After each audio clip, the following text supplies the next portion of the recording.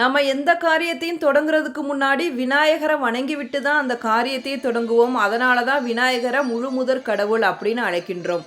விநாயகர் ஆவணி மாத வளர்பிறை சதுர்த்தி திதியில அவதரித்தவர். அதனால தான் ஆவணி மாதத்துல வர வளர்பிறை சதுர்த்தி திதியை விநாயகர் சதுர்த்தியா கொண்டாடுறோம். களிமண், மாட்டு சாணம், மஞ்சள், சந்தனம் இதுல ஏதோ ஒன்றை பிள்ளையாரை பிடித்து வைத்து 2 அருகம்புல் வைத்து வழிபட்டால் போதும். நம்மளுடைய குறைகளை கேட்க ஓடோடி வர எளிமையான கடவுள் தான் கணபதி பாப்பா. இந்த வருஷம் சதுர்த்தி திதி ஆகஸ்ட் 26 செவ்வாய்க்கிழமை மதியம் 2:22 மணிக்கு துவங்கி ஆகஸ்ட் 27 புதன்கிழமை மதியம் 3:52 மணிக்கு நிறைவடையுது. அதனால விநாயகர் சதுர்த்தி வழிபாட ஆகஸ்ட் 27 புதன்கிழமை மதியம் 4 மணிக்குள்ள நிறைவு செய்யறது சிறப்பு. ஆகஸ்ட் 26 செவ்வாய்க்கிழமை விநாயகர் சிலை வாங்க உகந்த நேரத்தை பார்க்கலாம். மாலை 4:50 மணி முதல் 5:50 மணி வரை. அதுக்கப்புறம் மாலை 6:30 மணி முதல் 8:30 மணிக்குள்ள விநாயகர் சிலையை வாங்குறது சிறப்பானது.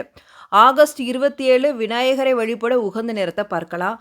காலை 6 மணி முதல் 7:20 மணி வரைக்கும். ஆகஸ்ட் 27 தான் விநாயகர் சிலையை வாங்க போறீங்கன்னா காலை 9:10 மணி முதல் 10:20 மணிக்குள்ள விநாயகர் சிலையை வாங்கிட்டு வந்து வழிபாடு செய்கிறது சிறப்பானது. விநாயகரை வீட்டிற்கு அழைக்கும் முறையை பார்க்கலாம். ஆகஸ்ட் 26ஆம் தேதி நல்ல நேரத்தில் களிமண்ணால் செய்யப்பட்ட விநாயகர் சிலையை வீட்டிற்கு வாங்கிட்டு வாங்க. ஒரு மனை பலகையில் அரிசி மாவினால் கோலம் போட்டு அதன் மீது வாழை இலையை வைத்து அதில் பச்சரிசியை பரப்பி பிள்ளையார் சுழி போட்டு ஓம் அப்படின்னு எழுதி அதன் மீது விநாயகர் சிலையை வைக்க வேண்டும். விநாயகரை எப்படி வழிபாடு செய்யலாம் அப்படிங்கிறத பற்றி பார்க்கலாம். விநாயகருக்கு ரொம்ப ரொம்ப உகந்த பூ எருக்கம்பூவும் அருகம்புல்லு தான்.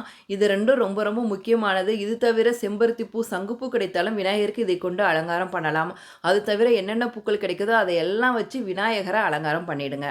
விநாயகருக்கு நைவேத்தியத்தில் ரொம்ப ரொம்ப முக்கியமானது கொழுக்கட்டை. இது தவிர மோதகம், லட்டு, பொரிக்கடலை, சுண்டல், பழங்கள், வெள்ளை அவல் இது எல்லாத்தையுமே நைவேத்தியமாக விநாயகருக்கு படைத்து தீபமேற்றி விநாயகர் அகவல், விநாயகர் பாடல்கள் பாடி விநாயகர் வழிபாடு மேற்கொள்ளலாம்.